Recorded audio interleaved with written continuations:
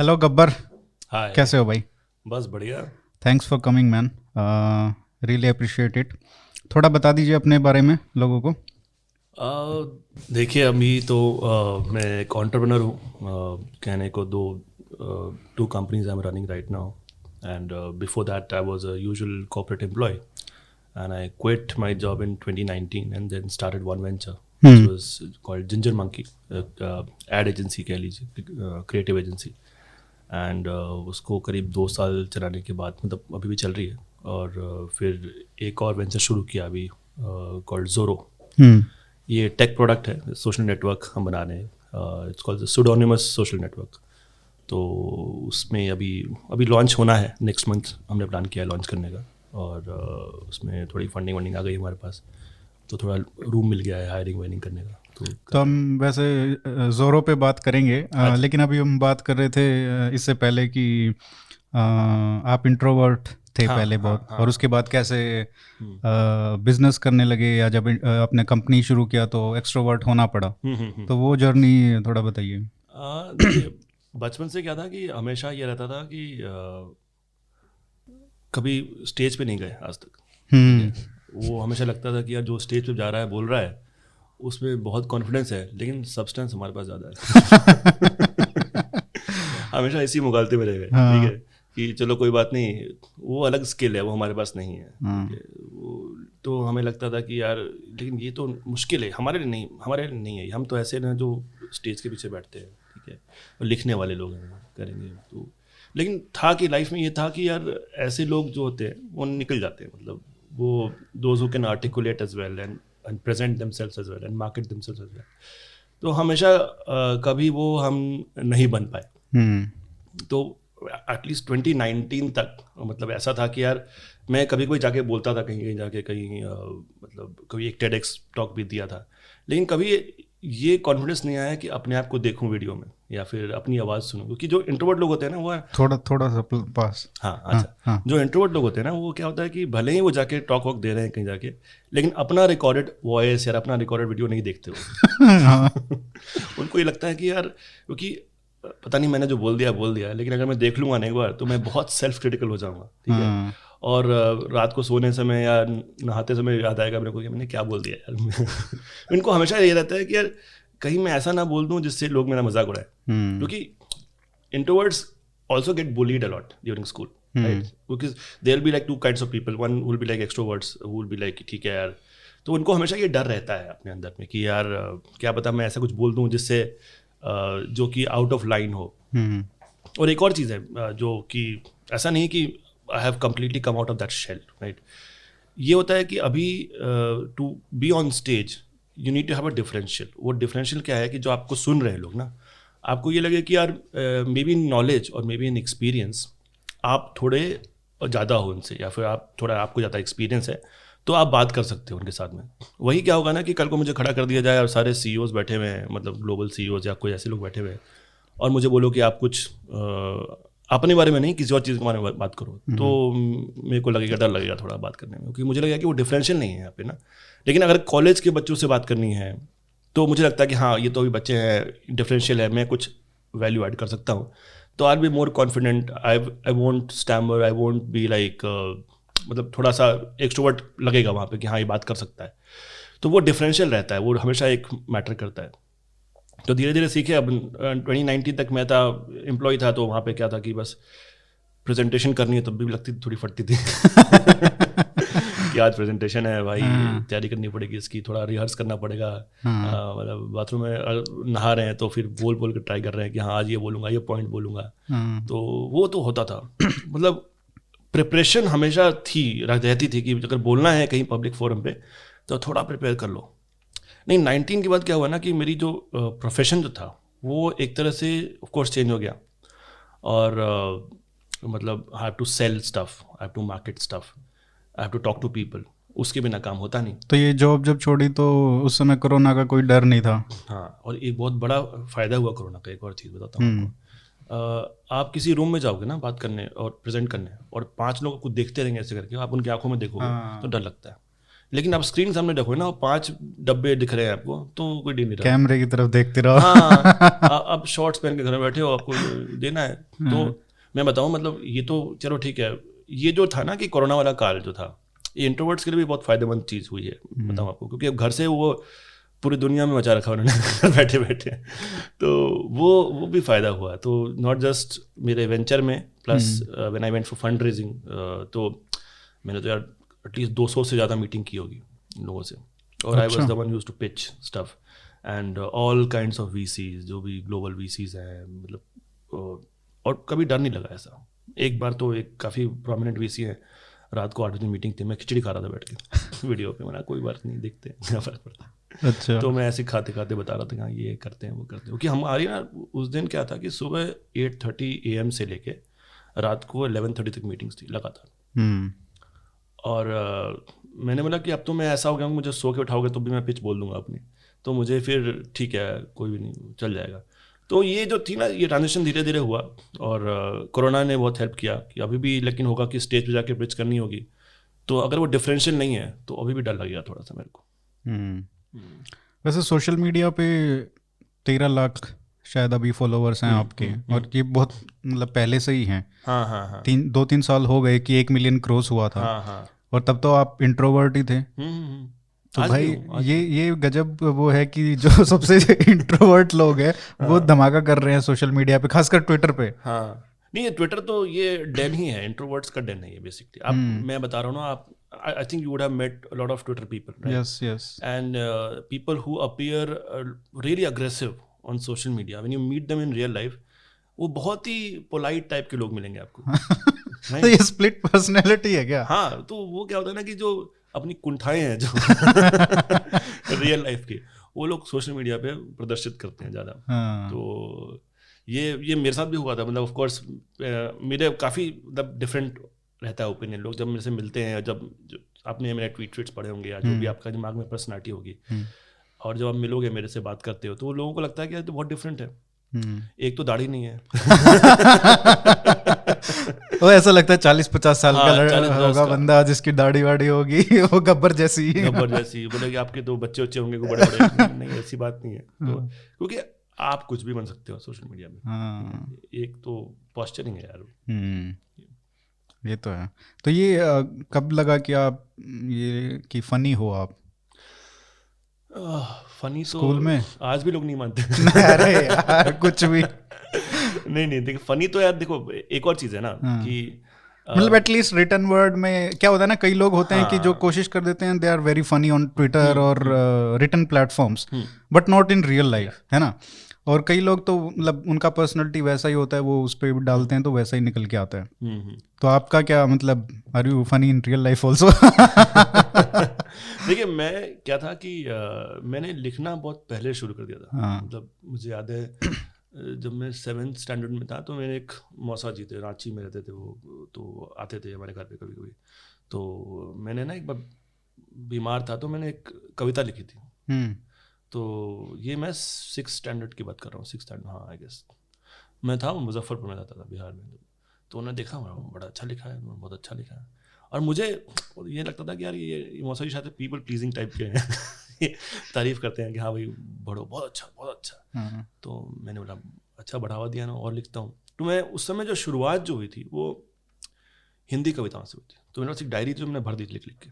और उसमें मैं, और मेरे पिताजी जो थे वो काफ़ी शौकीन थे हास्य कवि के। तो मतलब मैं बताऊं कि हरियाणा का जो फर्स्ट एक्सपोजर था मेरा, वो सुरेंद्र शर्मा के थ्रू हुआ लाइफ में। हाँ, तो my father was a big fan. तो he used to like recite stuff and tell me, and कभी कभी DD1 पे कभी कोई आ जाए तो मतलब ही यूज्ड टू लाइक देखो ये देखो। तो आई वॉज वेरी इम्प्रेस्ड कि हाँ ये सही चीज़ है यार। मैं फिर जब धीरे धीरे बड़ा हुआ 8th स्टैंडर्ड 9th स्टैंडर्ड में, तो आई यूज्ड टू अटेंड कवि सम्मेलन। अच्छा। हाँ, मतलब बचपन से ही, मतलब I used to know all. ये लोग गजब होते हैं यार, वो मजा होता था कवि सम्मेलन में ना। बहुत ही आई यूज्ड टू हैव, मतलब जब भी जैसे कि ट्रेन में जाते थे हम, तो बाकी बच्चे अगर कॉमिक्स उठा रहे हैं, तो आई यूज्ड टू गेट दो हास्य कविता का एक होता था संग्रह, होता था छोटा सा, उसमें हुल्लड़ मुरादाबादी, तुम्हारे शैल चतुर्वेदी, काका हथरसी, सब ये सुरेंद्र शर्मा, अशोक चक्रधर, बड़ा फैन था मैं इनका। मतलब इनकी कविताओं मतलब लिटरली याद थी मेरे को कि यार, और मेजॉरिटी और lot of them came from this part of the world. Like काका हाथरस सॉरी इस एरिया से हैं, फिर यूपी बिहार, यूपी बिहार भी कह लो, हरियाणा से भी काफ़ी लोग हिंदी बेल्ट, हिंदी बेल्ट जो है, हाँ। तो यहाँ से थोड़ा हास्य कविता का थोड़ा सा वो आया। फिर देन आई रियलाइज कि यार इंग्लिश में चालू करते लिखना। मेरे पास एक ब्लॉग था पहले, उसका नाम था गरम भेजा फ्राई। वो भेजा फ्राई आई थी ना मूवी, हाँ। तो मेरे को था कि यार कुछ तो अलग सा नाम देना है। वो मार्केटिंग ब्रेन तब भी दिमाग चलता था थोड़ा सा। कुछ तो ऐसा नाम रखते हैं जिससे लोगों को लगे यार ये पढ़ते हैं थोड़ा। अगर मैं लिख दूं रैंडम म्यूजिंग्स तो कोई नहीं पढ़ेगा। जो हर चौथे ब्लॉग का नाम होता था। Random musings of demented mind, कोई ऐसी मतलब लोग लिखते थे। तो मैंने कुछ नया ऐसे नाम लिखा, तो लोग आए पढ़ने, तो थोड़ी बहुत फॉलोइंग हो गई थी, लोग पढ़ते थे। कुछ लोग यूएस से भी पढ़ने आते थे। तो मुझे लगा ये तो बड़ा सही मीडियम है। तो मैं लिखते लिखते उसके बाद फिर तो थोड़ा फनी टेक होता था। हाँ, फनी रहता, वो फन रहता था बिल्कुल। तो जो कविताएं शुरुआत की वहाँ से कुछ ऐसा लगा कि आपको वो थोड़ा फ्लेवर आपको लगा कि वहाँ से सीखा है कुछ? हाँ, फ्लेवर उसका इफेक्ट था। एग्जैक्टली, वो मतलब एक लर्निंग थी। वो क्या होता है ना कि शब्दों को कैसे पिरोया जाए जिससे कि कुछ ऐसा मीनिंग बने कि लोगों के चेहरे पे स्माइल आए। वो एक how to think that way. हाँ, think that way, think from the perspective of the person who is reading it. तो थोड़ा सा सेगवे है इसका कि मैं एक बार इन लोगों से पूछा था कि यार जो राइटर्स होते हैं उनका दिमाग हमेशा वायर्ड होता है कि यार अगर मैं ये वर्ड यहाँ लिख दूंगा तो मेरा जो रीडर होगा वो उसमें ये इमोशन आएगा, ठीक है। तो यार ये जो राइटर्स जब लिखते हैं, किसी की ऑबिचुरी लिखते हैं, जैसे अपने किसी फैमिली वाले का ऑबिचुरी लिखते हैं, तो क्या ये तभी ये सोचते हैं कि यार अगर मैं ये वर्ड यहाँ लिख दूंगा तो मेरा जो रीडर होगा वो ज़्यादा दुखी होगा या ज़्यादा उसके मन में पीड़ा होगी। तो ये क्या किसी के लिए भी कोई भी ऑबिचुरी लिख रहे हो, हाँ, कोई भी ऑबिचुरी लिख रहे हो, तो मतलब थोड़ा सा ये रहता है ना कि is it not being selfish, is it not being manipulative. कि आप राइटर हो, ठीक है, अच्छी बात है, लेकिन अगर आप दिमाग चल रहा है आपका, क्योंकि आपका माइंड वायर्ड है उस तरीके से कि you have to put the words in the right sequence, कि मैं इस वर्ड को यूज छोड़ के ये वर्ड यूज करूंगा तो it will put a greater import on someone. तो थोड़ा मुझे लगता था कि यार अगर मैं मतलब हृदय से किसी के लिए लिख रहा हूँ तो क्या ये ऑटोमेटिक होता है कि मैं सोचूंगा। तो मेरे को ये थोड़ा सा था कॉन्फ्लिक्ट, मैंने लोगों से पूछा भी था, तो कई राइटर्स ने रिप्लाई किया नहीं ऐसा नहीं है। ऑफ कोर्स ऐसा थोड़ी होता है। इतने बुरे इंसान भी नहीं है हम हैं। तो मैंने बोला कि नहीं कोई बात, सही बात है, नहीं हो सकता है। तो मैं तो हास्य कविता या मतलब ह्यूमर लिखता था, तो मेरे लिए तो अच्छा फीडबैक आने लगा फिर आपका। हाँ, तो फिर धीरे धीरे लिखते फिर लेकिन क्या था कि यार लिखना करियर तो है नहीं किसी का भी, मतलब पेरेंट्स बोलते हाँ अच्छा लिखता है, ये थोड़ी कवि बन जाएगा। कितना कमा लेगा कवि सम्मेलनों में जाके। लिखना तो IIT JEE है। तो कवि सम्मेलन ठीक है, अच्छा है, गुड बढ़िया। तो मतलब मैं ड्राइंग भी करता था बचपन में। अच्छा। तो मतलब क्या था कि स्केचिंग मैंने एक शायद से विवेकानंद का पोर्ट्रेट बनाया था, तो पसंद आया सबको, हाँ बड़ा अच्छा लगा, लेकिन कभी ऐसा नहीं हुआ कि बड़ा अच्छा है तुम ये करो। हाँ, होता है ना कि अभी तुम्हारा ये मुझे पोटेंशियल दिख रहा है, I will give some input so that you become this person. ठीक है बेटा, ये तो चलता रहेगा, लेकिन करना तो इंजीनियरिंग है। चलो ठीक है, अच्छा चलो ये पेंसिल ले लो, चलो बना लो। मुझे कभी ऐसा नहीं हुआ कि मुझे बोला गया कि यार तुम आर्ट स्कूल क्यों नहीं जाते, सोच रहे हो कुछ आर्किटेक्चर। मुझे बोला कि तुम देखो यार तुमको इंजीनियरिंग। हमारे पेरेंट्स को आर्ट स्कूल पता भी था कि होते होंगे, नहीं पता था मेरे ख्याल से कि आर्ट मतलब वो ऑप्शन ही नहीं था। नहीं ऑप्शन था, वो था ही नहीं कि मिडिल क्लास के लिए मेरे ख्याल से आज भी नहीं है उतना, थोड़ा इस जनरेशन के बाद शायद हो जाए। हाँ। बट उतना सोचते नहीं कि यार ये अच्छा कर रहा है तो उसको आर्ट्स में, या क्योंकि आपका रेफरेंस फ्रेम ही नहीं है ना। हाँ। आपकी फैमिली में अगर कोई है ही नहीं, मतलब आपकी फैमिली में अगर सिर्फ डॉक्टर इंजीनियर लोग हैं या जज हैं या कोई UPSC या वो एस्पिरेशन है नहीं भी हैं तो हाँ, मतलब अगर आप होता है ना कि जब सोशल मीडिया नहीं था तो आपका जो व्यू पॉइंट था, जो विजन था, या जो आपका बोलते हैं ना विसिनिटी बोलते हैं, जो विसिनिटी आपकी फैमिली होती है, ठीक है, कि हाँ इस चाचा के बेटे ने ये अच्छा किया, ठीक है, वो वहाँ अमेरिका में बैठा हुआ है, जो किया उसका पाथ ये है, ठीक है, सब तारीफ करते हैं उसकी, सब रेस्पेक्ट करते हैं, शादी भी अच्छी की उसने। शादी में इतनी डाउरी मिली उनको, ये होता है, मतलब इट्स टैबू, बट देन ये लोग ऐसे मेजर करते हैं। तो आपकी इमीडिएट विसिनिटी वही होती है, तो वही बन जाता है करियर पाथ आपका, कि देखो आपको उनके ऐसा बनना है या उनके ऐसा बनना है। मतलब हम लोगों के सबकी लाइफ में जो उस बेल्ट से आए हैं कि एक ना एक फैमिली मेम्बर रहा होगा या पड़ोसी रहा होगा जिसको लोग बोलते हैं कि ये तुम्हारा नॉर्थ स्टार है, देखो तुम्हें ऐसा बनना है, देखो बेटा। मतलब आज भी मैं मतलब when I go back and, तो मेरे जो छोटे बहुत नेफ्यूज हैं बिहार साइड के जो लोग हैं, वो ऐसे ही बोलते हैं कि देखो बड़े भैया से कुछ सीखो। तो वो सीखना, वो पाथ प्रदर्शन दिखाना, तो वही है। तो अब क्या होता है कि वो कोई ऐसा आर्टिस्ट है ही नहीं, आर्टिस्ट है तो वहीं रह रहा है माँ बाप के साथ। तो बोले ऐसा तो नहीं बनना आपको, तो आपको करना तो वही है। तो हम लोगों को अट्यून कर दिया जाता है कि आपको देखो, और इंडियंस क्या होते हैं, अडेप्टेबल होते हैं बहुत ज़्यादा, कि यार हम मारपीट कहीं ना कहीं निकल ही जाएंगे, तभी तो हम यार जिंदा रह गए। साउथ अमेरिका तो नहीं है हम कि सब मर गए, सबको मार दिया, स्पेनिश लोगों ने आगे सबको मार दिया, या तो हम टिके हुए आज तक, ठीक है, अब हम वापस से बोस की मूर्ति लगा रहे हैं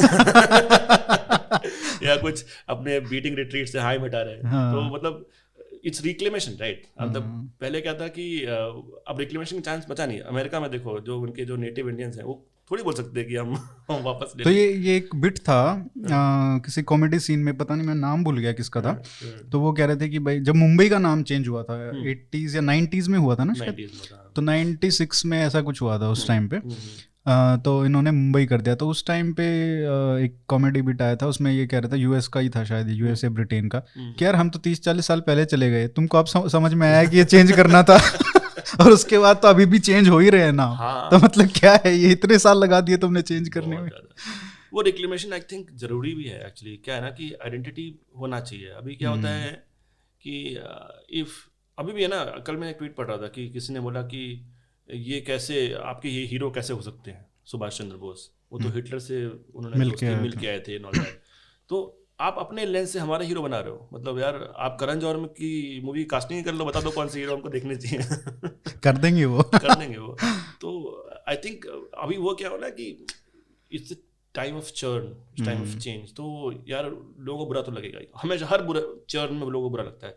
91 में जब रिफॉर्म्स हुए थे तब भी बहुत लोगों को बुरा लगा था, ठीक है। अब इन हाइंडसाइट से बोलते हैं मास्टर स्ट्रोक था यार, तो बहुत ही सही, इंडिया की किस्मत बदल दी उसने।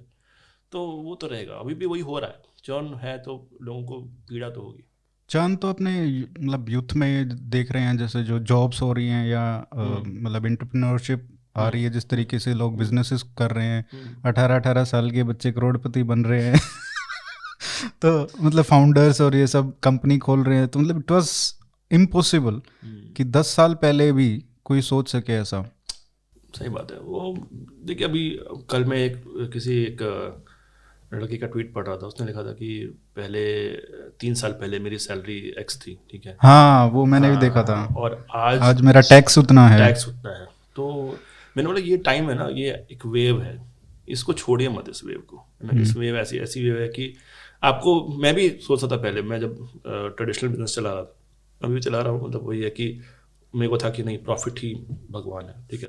बचपन में पढ़ते हैं ना, बचपन में कि selling price SP minus CP equal to profit. तो कभी ऐसा नहीं हुआ कि SP is less than CP।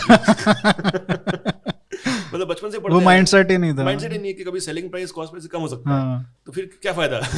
Negative हो जाएगा, आंसर गलत, तो गलत है। तो फिर वो माइंडसेट था हमेशा। तो जब मैं बिजनेस में आया तो मेरा था कि नहीं, कॉस्ट कम रखनी है अपने को, और मतलब मार्जिन ठीक रखना है ताकि लॉन्ग टर्म बिजनेस चले।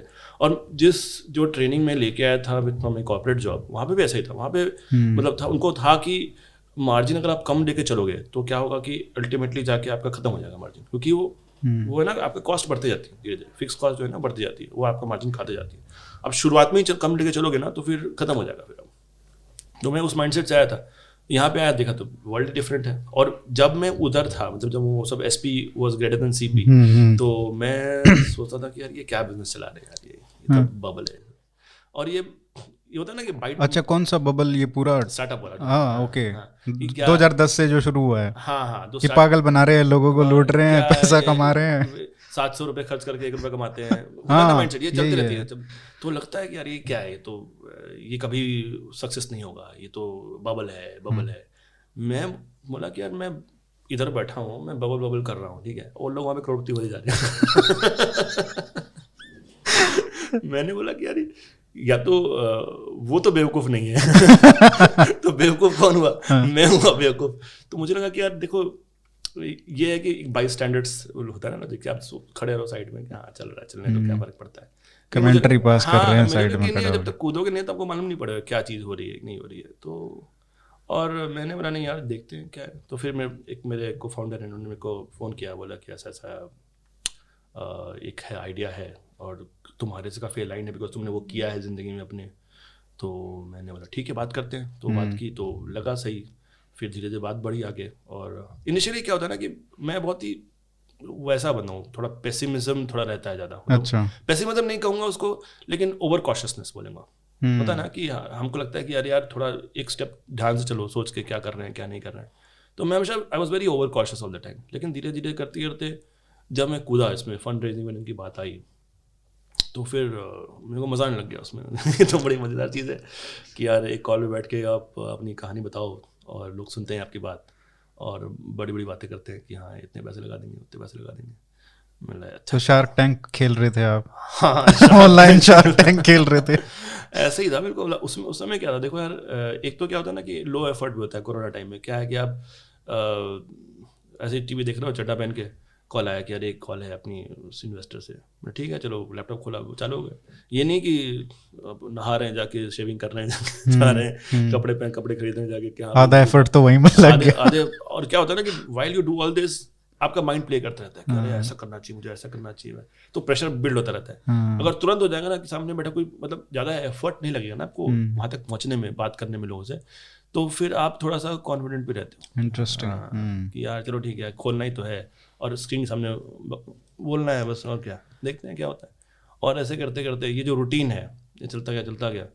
तो finally we manage to close about 3 million का सोच रहे थे। तो कितना? 24 करोड़? हाँ 24 करोड़ सोच रहे थे। अरे वाह। तो उसके बाद फिर और बढ़ गया, और लोग आ गए कि हमें भी लगाना है। तो 3.2 हो गया, उसके हमने बढ़ाना पड़ा हमको फिर। तो अभी क्या है कि 3.2 के बाद भी बहुत लोग आ रहे हैं, मतलब कि हमें भी लगाना है, बात करनी है आपसे। तो हम मीटिंग करते रहते हैं, मतलब हम ना नहीं बोलते कि हाँ हमारा खत्म हो गया, हम बाद में नेक्स्ट राउंड में आएंगे, लेकिन वो लोग बात करते रहते हैं। बहुत इंटरेस्ट है और कैपिटल थोड़ा सा ईजी है मार्केट में इस टाइम पे। मतलब बोलने को ईजी है, लेकिन जब लोग जाते हैं फंड रेजिंग तो इतना ईजी नहीं लगता, मतलब। लेकिन हाँ, availability, more people are willing to listen to you, मतलब first pitch will be easy. लेकिन जब हम ये बोलते हैं कि भाई राइड दिस वेव, कि ये अपॉर्चुनिटी मत छोड़ो, तो एक बहुत सारा सेगमेंट है जो मतलब इस वर्ल्ड से कनेक्टेड नहीं है। I mean they may have good ideas, उनके पास आइडिया अच्छा होगा कि ये मेरे को यार स्टार्टअप करना है, but they have no avenue कि कैसे इन्वेस्टर्स के साथ मीटिंग करनी है और ये सब। क्योंकि वही है ना, जैसे गन्स जर्म्स एंड स्टील वो बुक है, उसमें ये है कि कोई भी नेशन जो है ना, they did not Guru out of anything. तो कोई परिस्थितियाँ इतनी ऐसी हो जाती है ना कि वहाँ पे जैसे गन का आया तो जिसके पास गन उस टाइम पे ज़्यादा थी तो वहाँ पे उन्होंने ख़त्म कर दिया सबको।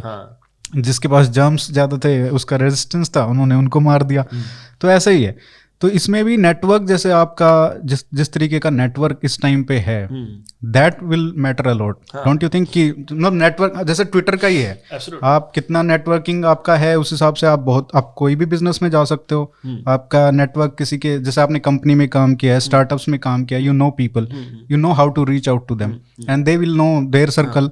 तो ऐसे उसका भी बहुत फायदा होता है। बिल्कुल बिल्कुल। देखिए मैं तो है ना, हमेशा आई वॉज ऑलवेज द पक्षधर of doing your conventional job. मैंने लगा जॉब मत छोड़ो अपनी, जान लो, मतलब हर एक। और मैं ना I will go step further, मैं तो लोगों को बोलता हूँ किताबें मत पढ़ो, जो बिजनेस किताबें सेल्फ हेल्प, बिल्कुल मोटिवेशन वाली किताबें जो होती हैं, या फिर स्टार्टअप करो, ये तुम्हें ये करना चाहिए, देखो उसने ये किया था। क्योंकि क्या होता है ना कि सबके इन्वायरमेंट वेरिएबल्स डिफरेंट होते हैं लाइफ के, ठीक है, आपके डिफरेंट होंगे, किसने सक्सेस पाई उसके डिफरेंट होंगे। तो you can't apply their solution into your world, वो फेल हो गया आप हमेशा, क्योंकि उसका अलग तरीका था करने का, उसके जो वेरिएबल्स ने किया उस हिसाब से। What you can do is get inspired कि हाँ मुझे करना चाहिए कुछ ऐसा, ठीक है, इंस्पिरेशन तक ठीक है। लेकिन लोग बोलते हैं ना ये तुम ये करो, ये करो, ये प्रोडक्टिविटी रूल अपनाओ। मैं तो किताब पढ़ता ही नहीं हूँ, मैंने छोड़ दी किताब पढ़ना। मैंने लास्ट 1 साल में एक किताब नहीं पढ़ी। मैंने बोला मैं अप्लाई करूँगा और सीखूंगा कैसे होता है। मेरे को फंड रेजिंग वाला बिल्कुल पता नहीं था कैसे होता है, क्या होता है। अच्छा, मैंने कोई किताब ही नहीं पढ़ी थी। मैंने पीटर थिल की किताब ही नहीं पढ़ी, वो जो बोलते हैं ना 0 to 1, वो भी नहीं। अरे वो बहुत अच्छी बुक नहीं है वो, मैंने वो पढ़ी नहीं। मैंने देखो यार, I don't want to colour my thought process with someone else's ideas. मैं खुद सीखूंगा। और मैं जब बिजनेस में आया था तो मेरे पूरे खानदान में कोई बिजनेस में नहीं था। मेरे पिताजी को लगता था कि यार, मेरे पिताजी was working for Tata for 30 years. तो और ये भी था ना कि कभी मतलब एक employment was only the key to prosperity और स्टेबिलिटी बेसिकली। मैं जब 10th स्टैंडर्ड में था, जब मैं 10वीं में था, तो मेरे पिताजी की सैलरी 10,000 भी नहीं थी। सोचिए, ये उस समय ऐसा था कि and we never used to know कि यार इतनी ऐसा है। मतलब वो हमारे लिए क्या होता है ना, एक नमनेस हो जाती है। मतलब मैं एग्जांपल दूंगा आपको कि अभी क्या हुआ कि मैं मुजफ्फरपुर गया, अपने मेरा ननिहाल वहाँ पे है। तो जहाँ मेरा स्कूल का बस स्टॉप था ना, और जहाँ मैं रहता था, तो मैं वॉक करता था जाके, ठीक है। तो मैंने बोला कि बड़ा एक अंदर से वो था कि होता है ना नॉस्टैल्जिया में जीने का, वो कि अरे रिट्रेस करेंगे स्टेप्स हमारे, देखते हैं क्या दुनिया थी और देखेंगे कि हाँ ये। और उसमें बड़ी बड़ी बात है कि वेंटेज पॉइंट होता है कि आप जब बच्चे रहते हो आप 4 फीट के होते हो, ठीक है। तो आपको सब चीज़ बड़ी बड़ी लगती है। और जब बड़े जाते हो ना, कि लग रही ये तो छोटा सा था, ये कैसे हो गया। तो वो मुझे था कि ये मुझे ना ये इफेक्ट एक्सपीरियंस करना है ऑल दैट। क्योंकि जो बड़ी बिल्डिंग्स लगती थी, अब जाऊंगा तो मुझे छोटी लगेंगी, वो तो कैसा लगेगा देखने में जाके। ये सच में होता है, एक्चुअली में होता है। मैंने एक्सपीरियंस किया, तो इसलिए मैंने लिखा भी था एक बार इसके बारे में कि this is a वेंटेज point effect. जो भी है, मैं तो नाम नहीं दे सकता हूँ अभी मैंने बोला कि ये मैंने एक्सपीरियंस किया है। तो मैं ट्विटर पे ऐसे लिखता रहता हूँ। मतलब लास्ट तो लोगों ने बोला अरे साले ये वेंटेज पॉइंट बोलते हैं इसको वैसे। तो मैंने बोला कि ठीक है, ट्विटर पे सही करने वाले बहुत लोग होते हैं। तो फिर मैं गया वहाँ पे। तो मैं जो वॉक कर रहा था, सुबह 6 बजे में निकल गया। ये सही टाइम है निकलने का। गया तो मुझे इतनी गंदगी दिखी आसपास, कचरा। अच्छा। Open Muzaffarpur, I tell you, is the only city in India which has the maximum network of open source. अच्छा। नाले ओपन है वहाँ पे, ठीक है। और सबसे ज्यादा पूरे इंडिया में वही है। ये क्या मतलब रिकॉर्डेड ऑफिशियल है क्या ये? अरे बाप रे। हाँ, सबसे ज्यादा ओपन नाले वही है, ठीक है। और जब बचपन में मेरे लिए वो एक ब्लाइंड स्पॉट था कि हाँ है, ऐसे ही होता होगा यार हर जगह ऐसे हो। तो मैं वॉक किया ना इस बार, तो मुझे लगा कितनी गंदगी है आसपास यार, कितना खराब हो गया है ये, कहाँ से आए हैं हम। कहाँ देखो कितना, मतलब कि स्टेट को कहाँ से कहाँ पहुँचा दिया, जबकि वो था ही नहीं। मैंने फिर वहाँ के लोगों से पूछा कितना बुरा कर दिया है यार। बोला कहाँ बुरा किया, और अच्छा हो गया है पहले। अभी तो स्वच्छ भारत हो रहा है। अभी तो स्वच्छ भारत हो रहा है, अच्छा कर दिया है तो और साफ कर दिया। फिर मुझे याद आया, फिर रिकॉल किया कि ऐसा ही था पहले भी। हाँ, ये तो सिचुएशन चेंज हो जाती है। वो ना अब धीरे धीरे ना, जब आप बढ़ते हो, निकलते हो, लाइफ में ऊपर जाते हो, तो धीरे धीरे वो सब देन यू रियलाइज कि नहीं यार, लाइफ में जब ग्रो करते हो तो बिजनेस कुछ किसी ने किया नहीं था मेरी लाइफ में। किसी सब बोलते थे कि हाँ जॉब करो। और मैंने बोला कि ठीक है, देखते हैं, करके देखते हैं। मैंने ये बोला था देखो यार, मैं जितना कमा रहा था ना नौकरी में, उससे ज़्यादा कमा लूँगा, इतना बता रहा हूँ बस, इतना बोलता हूँ। ठीक है, देखते हैं, चलो करके देखो। और गब्बर सिंह का कुछ था कि हाँ चलो ये कुछ किया हुआ है, इसमें हो सकता है फ़ायदा हो जाए, तो वही था। और गब्बर सिंह का एक और बात है कि यार, मतलब over the period of time, last 10 years से मेरा भी बहुत सारी फिलोसफीज हैं उसके पीछे भी, कैसे कैसे वो मैनेज किया मैंने अपने आप को to be relevant. Relevance is currency on the internet. क्योंकि क्या होगा ना कि आप यू विल सी, कोई एक शूट अप किया 2 साल 3 साल, फिर नीचे आ गया, उसकी फिर आप सुनना बंद कर दिया उसके बाद में। तो मेरा कभी शूट अप हुआ ही नहीं। मेरा हमेशा ऐसे ही चला, बिल्कुल। मतलब ऐसा कभी नहीं हुआ होगा कि यार मतलब यूट्यूब पे लोग बात कर रहे हैं कि वाह कौन है गब्बर सिंह, ऐसा नहीं कभी ऐसा भी नहीं हुआ कि यार मुझे अमेजोन प्राइम ने बुला लिया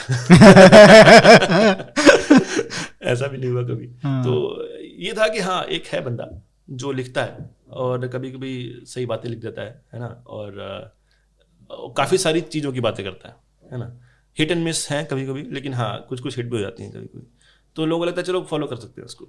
तो वो जो इक्विटी बिल्ड हुई ना ओवर द ईयर्स, 10 साल, और ये 10 years also coincided with India's growth as well. Right. So in these 10 years, there were a lot of people who shot up, right? Who became those great people who could write checks, right? And because these guys went here and these guys knew me and noticed me all this while, so यहाँ पे आके भी ना, तो I can see them and they would know me. तो ये जो differential मैं कम कर सकता हूँ, है ना? Because I can talk to them and they would know. मेरे फंड रेजिंग में हुआ मेरे साथ। तो यही कह रहा हूँ ना मैं, नेटवर्क इफेक्ट। हाँ, नेटवर्क इफेक्ट, एग्जैक्टली। तो अगर मैं यहीं पे गुड़ जाता ना, यहीं में ख़त्म हो जाता, तो फिर यहाँ तक पहुँचते पता मैं नोटिस नहीं करता मेरे को। ये बोलता है पता नहीं कौन है, होगा, हाँ कभी याद कभी मिला था, कभी मिला था। नहीं अभी भी मैं लिखता हूँ तो हाँ कल परसों मैंने देखा था कुछ लिखा था यार, तो फिर रेलेवेंस हुआ मेरे साथ। फंड रेजिंग हुआ था, बहुत सारे यूनिकॉर्न फाउंडर्स थे and we manage to get a lot of people were थोड़ा सरप्राइज ऑल्सो कि तुमने इतने सारे यूनिकॉर्न फाउंडर कैसे ले आए, जैसे शिखर शर्मा या रितेश अग्रवाल, चाहे कुणाल शाह, चाहे कोई भी हो, बहुत सारे लोग थे। इसलिए क्योंकि they have seen me grow and I have seen them grow as well. 2010 में वो उतने बड़े नहीं थे जितने बड़े आज हैं वो, ठीक है, लेकिन वो मुझे जानते थे उस टाइम पे भी, ठीक है, और धीरे धीरे जानते रहे। तो फंड रेजिंग में था कि एटलीस्ट हाँ वी नो दिस पर्सन, हाँ गब्बर सिंह, हाँ मैंने सुना है, मैंने देखा है, लेकिन वो क्या होता है कि that will give you the foot in the door, लेकिन उसके बाद तो आपकी सब्सटेंस है, आप जो बोलोगे उस पर डिपेंड करता है। वो तो है, लेकिन वो मतलब मैं ये कह रहा हूँ कि प्लेटफॉर्म आपको मिल जाता है। बिल्कुल मैं बोल रहा हूँ कि मैं जो किया, अगर गब्बर सिंह नहीं होता तो मैं आज भी नौकरी कर रहा होता। अच्छा, तो गब्बर सिंह का इतना इम्पैक्ट है? इम्पैक्ट है क्योंकि वो कॉन्फिडेंस दिया उसने, सेल्फ कॉन्फिडेंस दिया, कुछ नहीं। अगर वो नहीं होता ना, वो तो मेरे को लगता है कि यार ठीक है मैं नौकरी कर रहा हूँ, वही जॉब है, मेरे पास ऐसा क्या डिफरेंट है जो कि मैं बिजनेस करने लग जाऊँ या कुछ और में लग जाऊँ। मैं भी तो वही बंदा हूँ जो साथ में मेरे साथ जो काम कर रहा है, वैसा ही हूँ, मेरी भी डिग्री वैसी है, मेरी भी पढ़ाई लिखाई वैसी है, बिल्कुल मेरी परिस्थितियाँ भी वैसी ही हैं, है ना, तो मैं क्यों रिस्क लूँ फालतू में।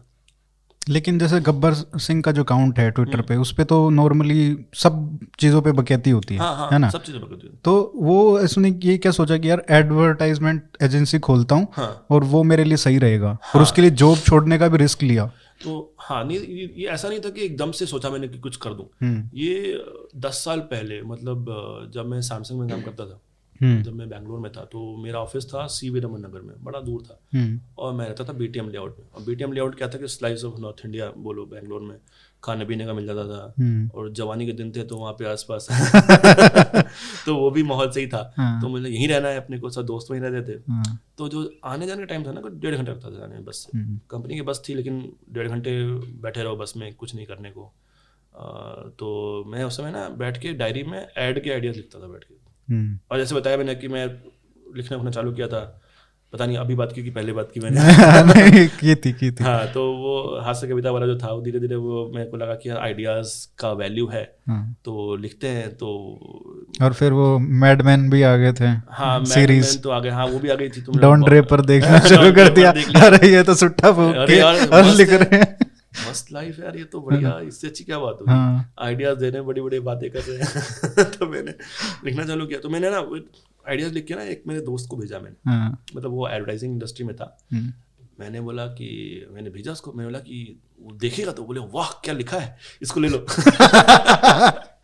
उस मेरे को था कि यार आइडियाज तो मैंने बड़े अच्छे लिखे हैं मैंने, और वो तो देखते ही चौंक जाएगा, वो बोलेगा वाह क्या लिखा है, इंप्रेस हो जाएगा। फोन करो, हेलो कैन यू, होता ना डॉन ड्रेपर को बुलाओ, इसको कहाँ से उठा के मैं लेके आऊंगा, सड़क से उठा के स्टार बना दूंगा। क्योंकि हमने इतनी सारी कहानियां सुनी है बॉलीवुड की ना, कि बैठ के राष्ट्रीय ऑफिस के क्या राज कपूर के ऑफिस के बाहर बैठ के वो लिख रहा है कुछ बैठ के, और बोला आ जाओ तुम, बस तुरंत स्टार बना दिया। ऐसे ही होता होगा कि देखेगा जैसे मेरे आइडियाज, बोले वाह क्या आइडियाज, इस बंदे को बुलाओ, और फिर किसी का काटूंगा इसमें कुछ बात है। मैंने मेल भेजा, 2 हफ्ते तक रिप्लाई नहीं आया तो मैंने बोला कि अच्छा पता नहीं पहुंचा नहीं पहुंचा, मैंने पिंग किया उसको, क्या मेरे को तुम्हें मिला आइडियाज? बोले हाँ ठीक है मिले, तो तुम्हें क्या चाहिए तो मैंने बोला कि नहीं कुछ चाहिए नहीं, मतलब मैं वैलिडेशन चाहिए मेरे को बस क्या होता है ना, मैं एक और सेगवे है थोड़ा सा, वैलिडेशन भी बहुत इंपॉर्टेंट चीज़ है दुनिया में। क्या होता है ना कि लॉट ऑफ मेरे जो दोस्त हैं कॉर्पोरेट में काम करते हैं, वो आते हैं मेरे पास, बोले कि यार स्टार्टअप में जाना है मेरे को भी, यार मतलब मेरे को भी काम करना है स्टार्टअप में, यार मेरे को बहुत सारे आइडियाज़ आते हैं मेरे पास। तो मैंने हाँ तो कर, नहीं ये भी आइडियाज़ है, वो भी सोच रहा हूँ। तो मैंने नोटिस किया है कि यार इन लोगों को ना, मतलब ये नहीं चाहिए कि स्टार्टअप में आना है, इनको ये चाहिए कि आप अप्रिशिएट करो कि यू आर गुड इनफ इतना ही, कि आप यू आर केपेबल, मतलब कि आप, उनको लगता है कि यार कहीं ऐसा तो नहीं है पीछे रह गया। हाँ तो वही है ना कि स्टार्टअप सब कर रहे हैं यार, मैं भी करूँ ना। हाँ तो उनको बोल दो ना कि नहीं तुम यार गुड इनफ, तुम बहुत सही, तुम क्या सही आइडिया। अरे मरवाओगे किसी को फालतू में मत बोला करो। मैंने बोला कि क्या आइडिया है, तो अब वो उतना ही खुश हो जाएगा, वो कभी नहीं करेगा नहीं वो try। कभी जॉब नहीं छोड़ेगा, वो उसको इसमें खुशी रहेगी कि हाँ यार मैं जब चाहूँ कर सकता हूँ। बस पैसे नहीं है। ऐसे नहीं है, मेरी परिस्थितियां हैं ये वो है, तो नहीं तो मैं तो क्या है, मेरे आइडिया तो परफेक्ट है, तो वो बंदे ने भी बोला है। हाँ। तो वही मुझे वो चाहिए था वैलिडेशन नहीं मिला मेरे को। बोला कि तुम्हें इंटर्नशिप दिला दूंगा यहाँ पे। नहीं यार मेरी अच्छी खासी इंजीनियरिंग की जॉब है, मैं कर रहा हूँ, क्यों इंटर्नशिप। तो लोगों ने बोला नहीं यार एक काम करो कि यार अगर तुम्हें उस स्टेट जाना है तुम्हें MBA करना पड़ेगा। तो मैंने बोला अच्छा ओके। तो फिर मैं ट्विटर पे भी नया आया था, तो मैंने देखा ट्विटर पे कोई इज्जत ही नहीं है टेकीज की। अरे उस टाइम पे ये सारे ब्लू टिक वाले होते थे ना, हाँ। जर्नलिस्ट, पॉलिटिशियन, बड़े बड़े लोग, सेलिब्रिटीज का प्लेटफॉर्म था ये एक्चुअली। बड़ी बड़ी बातें करते थे यार सारे लोग। मैंने बोला कि तुम क्या करते हो, तो वहाँ पे कॉमन एक कलेक्टिव नाम था टेकी। तुम चाहे किसी भी कंपनी में काम करते हो, IT कूली हो गया था तो बाद में। मतलब आपकी कोई भी कंपनी में काम करते हो, चाहे माइक्रोसॉफ्ट गूगल में हो चाहे कहीं भी हो, टेकी, ठीक है। तो मैं लोगों से मिलता था, जब मैं नया ट्विटर पे आया था लोग मुझे बुलाते थे कि आओ मैं भाइयों में लिखते भी थे लोग टेकी। बैंगलोर में हर दिन एक न्यूज आती है टेकी कुचला गया। अरे वो बैंगलोर में तो वो वाला जोक है ना कि जहाँ पे पत्थर मारो एक इंजीनियर को लगेगा। इतना बुरा वो तो इंडिया में ही है। इतना बुरा है बैंगलोर में कि मतलब वो क्या होता है, कुछ ट्रक ने मार दिया तो टेकी ट्रक, टेकी लोग गर्ल, मतलब कुछ भी तो टेकी। अमेरिका में एक वर्ड है फ्लोरिडा मैन करके बोलते हैं, फ्लोरिडा मैन का ये किया फ्लोरिडा में, तो वो बैंगलोर में टेकी है वो। तो ऐसे करके यही था, तो कलेक्टिव नाम बना दिया था। तो लोग मुझे बोलते थे तुम टेकी हो, अच्छा टेकी, तो चुप हो जाते, तो फिर आगे कोई बात नहीं करता था। फिर कोई बोले कि क्या करते हो, मैं वेंचर कैपिटलिस्ट हूँ या फिर मैं इन्वेस्टमेंट बैंकर हूँ। हाँ बताओ क्या करते हो। टेकी से कोई बात नहीं करता, एम्प्लॉई है साला, क्या बात कोड करता है, CV की बातें करेगा, C++। तो मेरे को लगा ये तो बड़ा गड़बड़ है यार, ये तो मेरे को तो उस क्लब में मेंबरशिप नहीं मिल रही यार, ये तो मुझे MBA करना पड़ेगा लगता है। और मेरे आसपास वाले लोग सब तैयारी कर रहे थे MBA की, और वही होता ना कि रैट रेस। बिल्कुल मैं बड़ा खुश था कि अच्छी जॉब चल रही है यार, कभी कभी ऑन साइड मिल जाती है, कोरियर भेज देते हैं, कभी दिल्ली भेज देते हैं पैसे से। मेरे परिवार वाले बड़े खुश हैं, परिवार वाले बोलते हैं हाँ यार बढ़िया जॉब कर रहा है तू, तो अब शादी कर देते हैं। और शादी से पहले एक्चुअली एक और जो ट्रिगर था ना मेरे लिए, पापा मेरे बोलते थे तुम एक प्लॉट ले लो। मैंने प्लॉट ले लूँ, हाँ तो प्लॉट ले लो और फिर उसका EMI दे देना। मैं तो फंस जाऊंगा एक ही कंपनी में। हाँ फिर मेरे दोस्त यार नॉन टेकी बन रहे हैं। और उस टाइम पे तो क्रेज था ना कि यार फ्लैट ले लो ये वो। मेरे जो ऑफिस था ना, ऑफिस में क्या था कि हर साल एक ने 100% निकलता था कैट का। अच्छा 100% हर साल निकलता था, तो बहुत काफ़ी वो कैट कोचिंग सेंटर बन गया था। हर मंडे लोग आ जाते सुबह सुबह कि हाँ भाई कितने मॉक टेस्ट में कितने आए, बैठ के लंच टाइम में लाइब्रेरी में बैठ के लाइब्रेरी में और देख रहे हैं कितने आए डिस्कस कर रहे हैं पेपर। मैं देखता था यार तो बड़ा सही है यार ये तो। अच्छा हुआ किसी स्टार्टअप में नहीं तो डुबो देते उसको। नहीं मुझे ये लगा कि यार ये तो बड़ा गड़बड़ है यार, मैं इस जॉब की इतनी वैल्यू कर रहा हूँ और ये तो वैल्यू ही नहीं करते। ये तो बोलते हैं ये तो है, ये तो क्या है, हमें MBA करना है। मुझे लगता है कि मैं भी बेवकूफ़ हूँ, तो मुझे भी करना चाहिए शायद। तो सारे डिसीजन पीयर प्रेशर से। मेरे परिवार में कोई MBA नहीं किया किसी ने, आगे ना पीछे किसी ने, ना कोई MBA तो छोड़, मतलब कि बिजनेस तो छोड़ो, BBA वाला MBA किया होगा। हाँ वो भी नहीं यार, मतलब नॉर्मल कुछ कर रहे थे लोग यार। मतलब मेरा थ्रेशोल्ड बहुत लो था, मतलब कि मैं थोड़ा सा भी कुछ कर देता था ना तो बोला वाह यार बढ़िया अच्छा निकल गया आपका लड़का। तो मेरा ये था कि मैं ऑलरेडी वो बन चुका था अच्छा लड़का, ठीक है। लेकिन मुझे लगा कि यार ठीक है MBA करना होता है, हो सकता है देखेंगे जाके। और मुझे क्रिएटिव फील्ड में जाना है तो MBA करना पड़ेगा। MBA मार्केटिंग करो जाके, तो करो आगे निकला है। फिर लगा कि यार MBA जब करके निकले बाहर तो मालूम पड़ा कि MBA का क्रिएटिविटी से कोई नाता ही नहीं है, कुछ भी नहीं, आसपास दूर का नाता नहीं है। एक्सेल बननी पड़ती है। You are a glorified project manager, आपका काम प्रोजेक्ट मैनेजमेंट है बस। मतलब अगर आप क्रिएटिव बन रहे हो ना तो you are stepping on someone's shoes, क्योंकि वो किसी और काम है।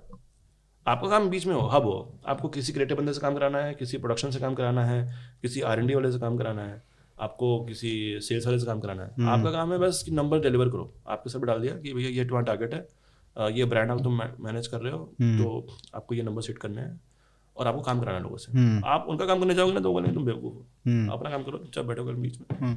तो मुझे ये भी बेकार है।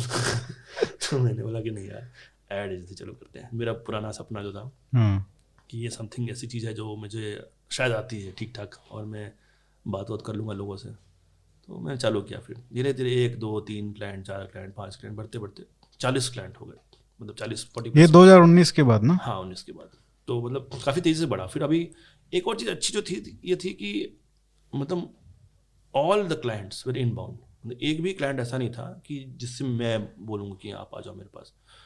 एंड बड़े बड़े ब्रांड में, यूएस से भी बात काम किया हमने, सिंगापुर से काम किया, यूरोप में भी काम किया, तो मतलब सब इनबाउंड रहा। तो वो मुझे लगा कि हाँ यार कुछ वैल्यू बन रही है इस चीज़ में, तो वो चल रहा। फिर एक और ये जोरो का भी आ गया। तो मेरी लाइफ में वही हुआ है, मैं I was sitting at a place, चीज़ें आई तो मैं करता गया उसको। वो ऐसा नहीं कि मैं भाग भाग के कि प्रोएक्टिव होते हैं ना लोग जो बहुत ही ज़्यादा जुझारू लोग होते हैं, मैं जुझारू नहीं हूँ। लेकिन ये एड एजेंसी में जो मतलब ये जिस तरीके का काम है ना, बहुत मतलब काम तो वो गधा मजदूरी वाला नहीं है, थोड़ा मतलब बहुत ही एफर्टलेस है इन दैट सेंस कि मतलब आपको ज़्यादा भाग दौड़ नहीं करनी पड़ती, और टाइम भी उतना नहीं है, मतलब 1 सेकंड में क्लिक हो गया तो वो 1 सेकंड का ही काम है, और नहीं हुआ तो कई घंटे भी ढूंढते रहो कि यार इससे भी क्या, और वो एक डाउट भी रहता है यार इससे भी अच्छा हो सकता है क्या, ये अच्छा क्लिक करेगा। सब्जेक्टिविटी है, पूरी industry is running on subjectivity, तो वो फायदा भी है नुकसान भी है उसका, आप पे डिपेंड करता है आप क्या निकालो उसका। तो कभी ये सोचते हो कि जो जैसे अभी क्या हो गया है कि बहुत सारे इवेंट्स जैसे होते हैं, कुछ पॉपुलर चल रहा है ना न्यूज़ में, तो यार इसके ऊपर कुछ बना सकते हैं, एक तो वो हो गया मोमेंट्री, लेकिन that can give you a good boost temporarily, 1-2 दिन के लिए, 3-4 दिन के लिए, 1 हफ्ते के लिए, जब तक वो ट्रेंड में है वो न्यूज़, उसके ऊपर कुछ सटायर बना के कर दिया, जो मैंने देखा है कई बार आपके इसमें। एक है कि ये सोचते हो कि यार ऐसा बनाते साला 10 साल 20 साल 30 साल बाद भी कोई देखे तो मजा आ जाए लोगों को, तो टाइमलेस वाला। हाँ। नहीं सही बात है, देखो दोनों तरह के काम होते हैं। मतलब एक चीज़ बहुत ध्यान में रखने वाली बात होती है कि यूजुअली क्या होता है ना, advertising is a world where people who didn't make it to the film industry come here, it's commercial art, है ना, वो कमर्शियल आर्ट है, ये ऐसा आर्ट नहीं है जिसको दिखा के, मतलब लोग ट्राई करते हैं इस फील्ड में आके, लोग ट्राई करते हैं कि अपने जो अदर एम्बिशंस थे ना, आर्ट वाले एम्बिशंस थे यहाँ के पूरे करें, ठीक है, लेकिन क्लाइंट का काम क्या है, क्लाइंट को चाहिए जो चीज़ उसके सामान बेच दे, है ना, उसको सामान बिक गया तो एड इज़ इफेक्टिव, सामान नहीं बिका तो एड इज़ नॉट इफेक्टिव, है ना, भले ही कितना भी क्रिएटिव ऐड हो, भले ही बड़ी अवार्ड मिल रहे हैं उसको, हुआ है, मैंने अपनी लाइफ में देखा है, अपने जब मैं था, lot of things don't come out because corporate boardroom में रह जाती है, आई have seen the most creative stuff not selling anything. अच्छा, हाँ बिल्कुल, तो आप देखो ना, मतलब आप ये देखो कि पिछले लोग उसको अप्रिशिएट भी कर देंगे लेकिन फिर खरीदेंगे नहीं, कि बहुत सब बहुत अच्छा बनाया, क्या दिल से आंसू निकल आए, वैसी बात लेकिन सामान नहीं बिका। तो एक रीज़न भी है ना, देखो आप देखोगे कि जो FMCG इंडस्ट्रीज है, जैसे कि HUL है, चाहे रैकेट पैकीजर है, जो भी PNG है, नेस्ले है, इनके जो एड्स होते हैं ना, वो एक ही फॉर्मूला के होते हैं कि बच्चा बाहर से खेल के आया, कीटाणु लेके आया, बच्चे ने साबुन दिया, नहाया, कीटाणु मर गए, एक कीटाणु बचा बस, ठीक है। तो मतलब एक्सेप्टेबल, ठीक है, वो हर्ड इम्यूनिटी के लिए है। ओमिक्रॉन एक बचा, बूस्टर डोज एक बचा, कोई दिक्कत नहीं, चलो ठीक है। एक डॉक्टर आ गया, बोला कि नहीं ये बच्चों को ये दीजिए, ठीक है। अब ये सोचो कि ये जो ऐड बन रहा है, ये पिछले 40 साल 50 साल से एक ही जगह, जो क्रिएटिव लोग इस पे काम करते हैं, क्या उनको ऐसी एम्बिशन नहीं है कि हम कुछ अच्छा बनाएं, या कुछ जो मार्केटिंग वाले जो लोग आते हैं, उनको नहीं लगता कि यार ये तो पहले भी क्या हुआ है, तो मैं क्या वैल्यू ऐड कर रहा हूँ, मैं कुछ नया बनाता हूँ, ये नहीं लगता है। लेकिन because that formula is working, because that formula is selling billions trillion dollars of products, वो चेंज नहीं करते।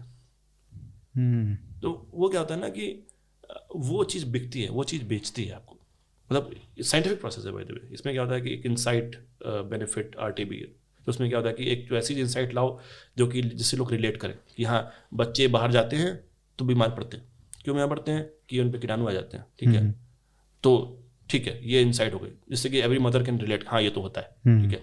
दूसरा आ गया बेनिफिट कि प्रोडक्ट क्या करता है आपका, प्रोडक्ट कीटाणु मारता है, 100 में से 99 मार दिया उसने, तो ये बताया कि देखो बच्चों को बीमारी होती है लेकिन इस प्रोडक्ट को दोगे तो कीटाणु मर जाएंगे।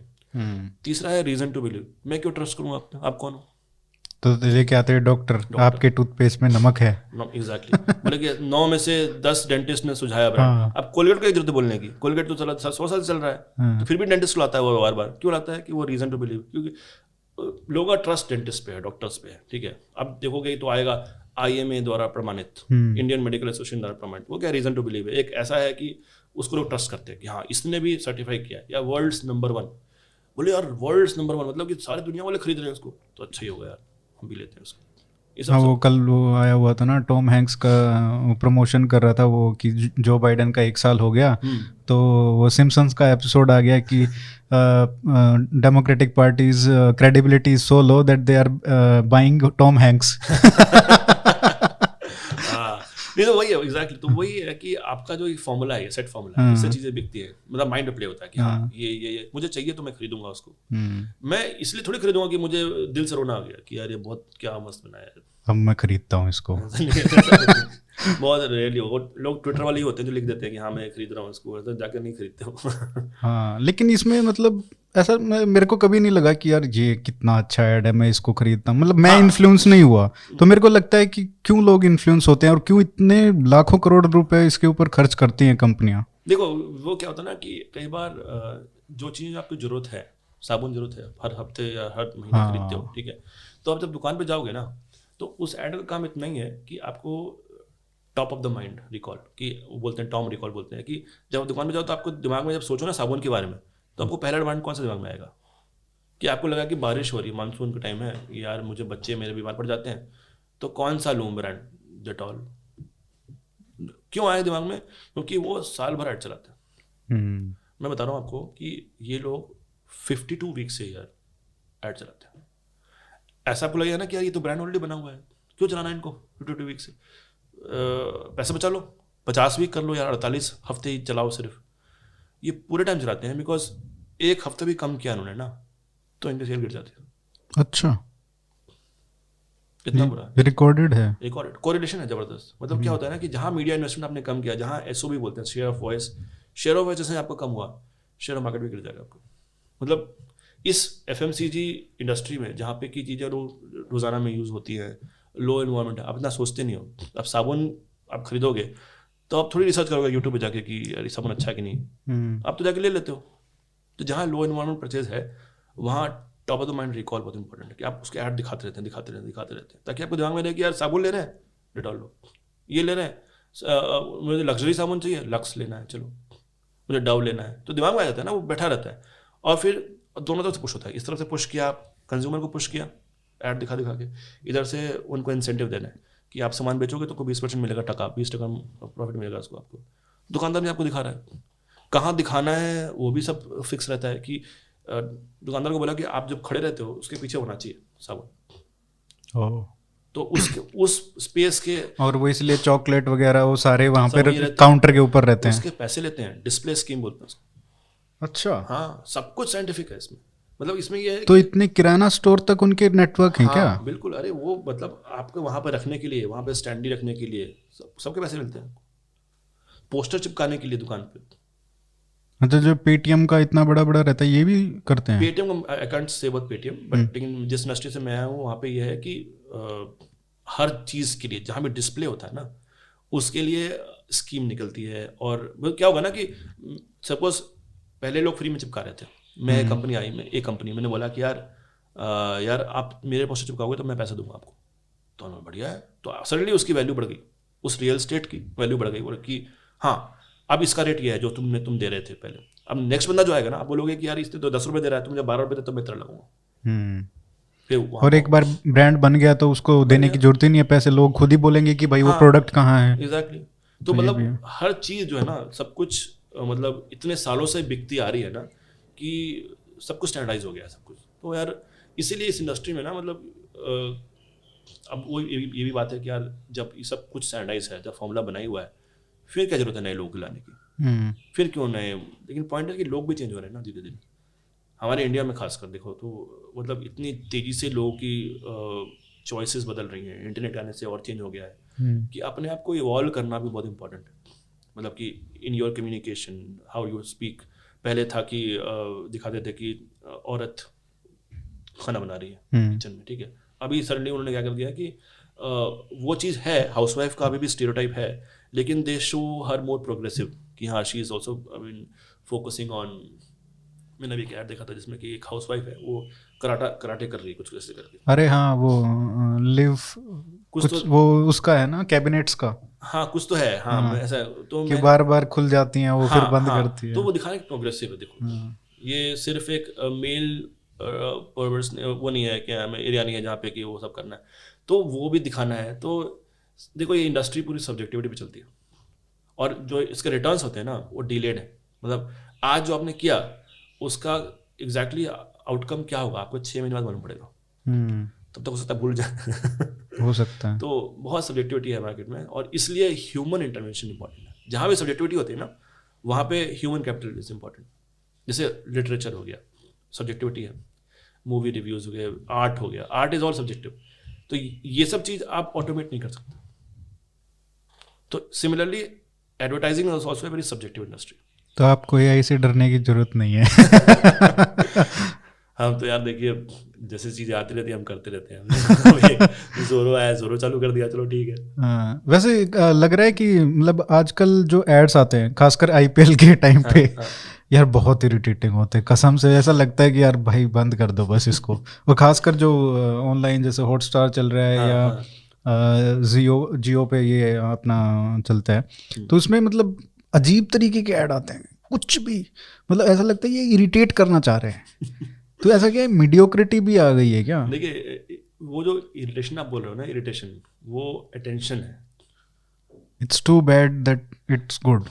नहीं जैसे क्रेड भी बहुत इरिटेटिंग, मतलब वो लगता है कि यार ये क्या है, लेकिन वो थोड़ी देर के बाद अच्छा लगने लगता है, उसमें अच्छा एलिमेंट भी होता है। नहीं देखो आप बोल रहे हो ना इरिटेशन, अगर इरिटेट कर रही कोई चीज़ आपको तो वो सक्सेसफुल है। बताओ क्यों? अच्छा। क्योंकि I think even in world, even in the industries we are in, love equal to hate. The नाम ही हाँ है। हाँ नहीं तो सिंपल सी फाइंड है हाँ। कि लव का अपोजिट जो है ना वो इंडिफरेंस है, हेट नहीं। किसी भी आर्टिस्ट के लिए, किसी भी आर्ट के लिए, किसी भी आदमी के लिए जो कि who is putting out stuff for public consumption, indifference is the worst thing to happen. कि लोग बात नहीं करें आपके बारे में, एब्सोल्युटली, है ना। आपको लव करें, गाली दें तो भी इक्वल है, ठीक है, लेकिन आप लोग बातें नहीं करें आपके बारे में तो सबसे खराब है। तो अगर आपने बट कुछ लोग कुछ इरिटेटिंगली गुड होते हैं, कुछ इरिटेटिंगली बैड होते हैं। पॉइंट इज कि आपने आईपीएल का नाम लिया यहाँ पे, ठीक है, हाँ, और आपने एक ही ब्रांड का नाम लिया यहाँ पे, क्रेड का अच्छा है ना, इसलिए। जियो का नाम लिया ना आपने। नहीं, जियो का तो वो है कि मतलब जियो जो मोबाइल पे चलता है ना, जियो अच्छा, ऐप में ही वैसे- बोल रहा हूँ वैसे मैं बोल रहा हूँ। वहाँ मैं पे। बोल रहा हूँ कि अगर आपको ऐड देख रहे थे, ठीक है, हाँ। आपको एक ऐड बड़ा ही इरिटेटिंग लगा जो आपको याद रह गया और मुझे बता रहे हो इस कॉल में, ठीक है, तो वो जीत गया। नहीं, मैं बता नहीं पा रहा हूँ ना, क्योंकि बहुत सारे इरिटेटिंग बैड है। नहीं, अब जैसे क्रेड भी देख लो, क्रेड बहुत अच्छा है, मतलब इरिटेटिंग है बट वेरी गुड। जब इनिशियली क्रेड आया था ना, क्रेड का ऐड आया था, लोग बोले ये क्या बनाया है, हाँ हाँ हाँ क्या हाँ। बकवास है इसमें, कोई तू के इस बात का। फिर वो पैटर्न बन गया ना, तो अच्छा लगने लग गया। तो एटलीस्ट लोग बात कर रहे हैं ना उसके बारे में, लोग जान रहे हैं कि हाँ भाई क्रेड क्या चीज़, उसके बारे में मतलब अटेंशन बढ़ता जा रहा है। ऐसे बड़े सारे ऐड आए उसी टाइम पे जो उनके लोग बातें नहीं करते, है ना। लेकिन अब जिन एड्स के लोग बात नहीं करते ना, उनको वो तो कैसे ऐड होते हैं, वो ऐड होते हैं डिटॉल वाले, जो माँ ने बच्चे को लाया वाले, कौन बात करेगा। लेकिन वो इतने साइंटिफिकली बनाते हैं वो ऐड, और इतने साइंटिफिकली मीडिया चलाते हैं उसका, कि it is hitting the right TG and planting that thought in their mind. Not always. अभी ऋषभ पंत आउट हो गया था जीरो पे कुछ दिन पहले, और वो चला रहे थे, पहले मैं माई भाई का फोटो देखता था, हर जगह चिपकाता था, और अब फिर मुझे क्या पता था कि हम दोनों एक ही फ्रेम में होंगे। मैं कहा यार तू चला जा बस यहाँ से। मैं बता रहा हूँ, देखो डिफरेंस है। अब माही भाई का जो ऐड बनाया है वो वाला, वो ऐसी कंपनी बनाया जो स्टार्टअप कंपनी है, ठीक है। जो एफएमसीजी कंपनीज होती हैं, जैसे जो एफएमसीजी कंपनी कौन सी होंगी, लाइव एचयूएल हो गई, पीएनजी वगैरह, ये इन्होंने ये मास्टर कर रखा है यार, ठीक है। क्या करेंगे, अनुपमा में चलेंगे। अनुपमा सीरियल आता है ना, सीरियल अनुपमा, उसमें चलेगा। अब क्या होता है, लोग है ना रिमोट पड़ा है कहीं, ठीक है, अब चेंज नहीं करते लोग, चल रहा है, ठीक है, चल रहा है, ऐड चल रहा है, ऐड भी देख लिया पूरा, फिर जब ऐड खत्म हुआ तो वापस चालू हो गया। या लोगों के पास उन्हें चैनल होते ही नहीं कि चेंज करने के लिए कहाँ जाए, वही ऐड देखते रहते हैं बेटे। कई बार क्या होता है कि आप नहीं भी देख रहे हो, कुछ काम कर रहे हो, ऐड चल रहा है, कान में जा रहा है आपकी बातें, तो वो उनका काम है, वो कान में डालना आपकी बात कि Dettol is the best, Dettol is the best, घुस गया, और आपको लगे क्या बेकार ऐड है, लेकिन आपको रह गया दिमाग में यार डेटॉल ही लेना चाहिए। जब दुकान पे जाएगा तो उसको सबकॉन्शियसली उसको होता है। सबकॉन्शियसली तो उसमें ना, मतलब कि कोई भी मतलब एनी मतलब ब्रांड मैनेजर जो बोलेंगे ना उसको, वो कभी भी ये नहीं बोलेगा कि अरे मेरे ऐड देखो क्या मस्त बनाया मैं ऐड बने। हाँ। वो ये बोलेगा कि मैंने बिजनेस कितना टर्न अराउंड किया। आप उसके देखोगे जाके, लिंक्डइन में जाके देखोगे, सीवी में देखोगे उसका, तो वो हमेशा लिखेगा कि बिजनेस को मैंने इतना ग्रो किया, 120%, 150 टर्न अराउंड बिजनेस, ये वो ये नहीं बोलेगा कि यार देखो क्या मस्त ऐड बनाया, इसने अवार्ड जीते। मतलब कि लोग कुछ करते हैं वो इसलिए लिखते हैं क्योंकि वो बिजनेस टर्न अराउंड नहीं हुआ।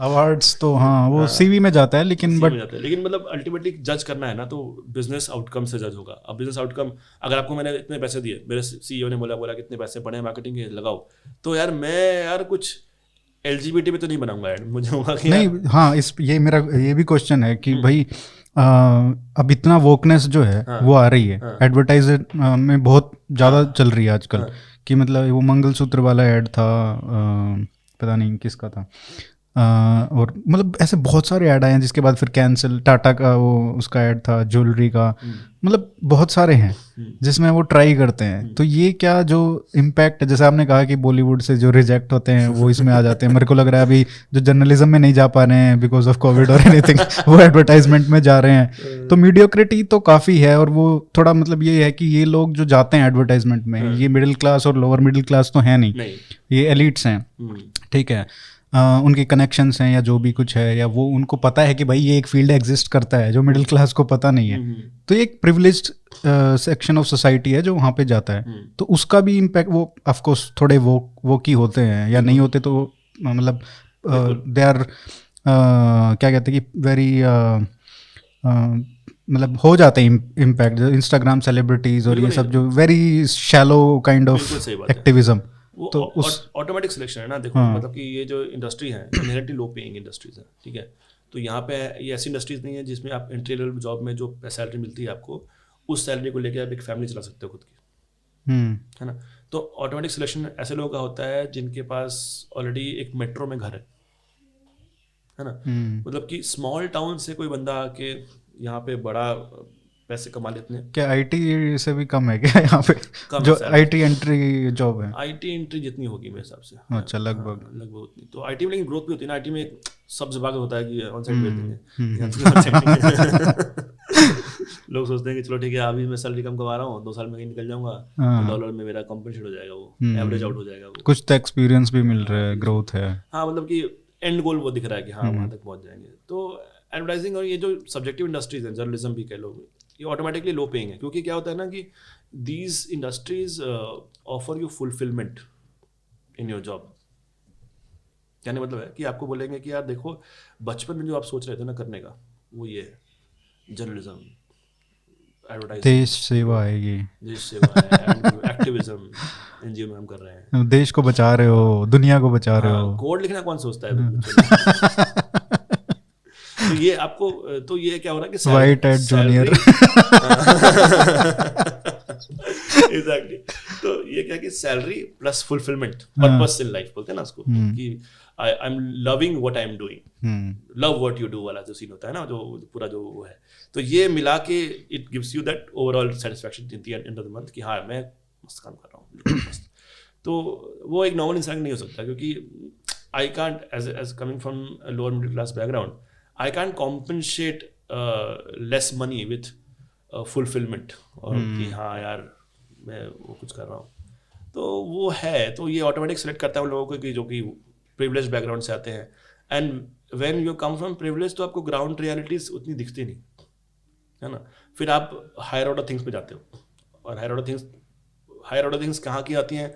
वो डेवलप्ड कंट्रीज की होती हैं हायर ऑर्डर थिंग्स, बिकॉज वो लोग वो चूज कर चुके हैं, उनके पर कैपिटा इनकम इतनी ऊपर है कि अब उनको कुछ बचा नहीं सोचने का। मतलब वो ग्रीन जाना चाहते हैं, इकोलॉजिकली, ये वो पेड़ नहीं कटने चाहिए, मेट्रो बन जाए, मेट्रो भर में जाए, पेड़ नहीं कटने चाहिए। क्योंकि वहाँ ऑलरेडी मेट्रो बन चुकी है, वहाँ फ्रीवेज हैं, एक्सप्रेस वे बने हुए हैं, वो तो उनका इंफ्रास्ट्रक्चर बना हुआ है, एस्टैब्लिशमेंट बनी हुई है, सब कुछ। यहाँ तो कुछ नहीं है, तो भी लोग लटक के जा रहे हैं, और पेड़ नहीं कटने चाहिए। Third world first world regulations, तो वही एग्जैक्टली। तो कि आप किसी थर्ड वर्ल्ड कंट्री पे फर्स्ट वर्ल्ड रेगुलेशंस और रूल्स लगाओगे, बिकॉज आपका एलीट फर्स्ट वर्ल्ड में रहता है, and if the elite is deciding all the rules for the majority of audience, तो फिर फाइट है। और यही हुआ है लास्ट 70 साल 60 साल में, यही हुआ है। एंड ऐसा नहीं है कि कोई आइडियोलॉजी का इशू है, यहाँ पे इशू दिखता है, इट्स कॉमन सेंस। मतलब मैं बोलता हूँ इट्स नॉट राइट विंग और left wing, it's common sense wing basically, क्योंकि आपको दिख रहा है ना कि ये एलिट्स ने रूल्स बनाए हैं। कि आप देखो कि ग्रीन मिनिस्ट्री जो एनजीटी ट्रिब्यूनल जो है और आपका जो इन्वायरमेंट, ये लोग इतने प्रोजेक्ट्स रोकते हैं। मतलब मैं बता रहा हूँ कि इतनी जॉब्स बिहार में या झारखंड में या फिर बिहार में वेस्ट बंगाल में जो नहीं आई है, ये प्लस करप्शन मिला जुला के जो है, मतलब कि यार मतलब पहले जॉब्स तो ला यार, लोगों के प्लेट में खाना नहीं है तो खुली हवा और ये सब ये बातें जो करोगे कि इकोलॉजिकली ये होना चाहिए, सेंसिटिव होनी चाहिए, तो बहुत रोका है। मतलब इट्स रॉन्ग एक्चुअली कि आपके जो एलिट्स हैं वो रूल्स बना रहे हैं आपके पूरे वो थर्ड आई मीन जो आपके जो मेजॉरिटी ऑडियंस के लिए, तो धीरे धीरे वो चेंज हो रहा है और इसीलिए it is leading to that discomfort among that coterie of people कि ये क्या हो रहा है, इसीलिए डिविजिव और ये सब नाम आते हैं। या वही दिक्कत है। अब चल रहा है मतलब ऐसे ही है, अब वो धीरे धीरे होगा।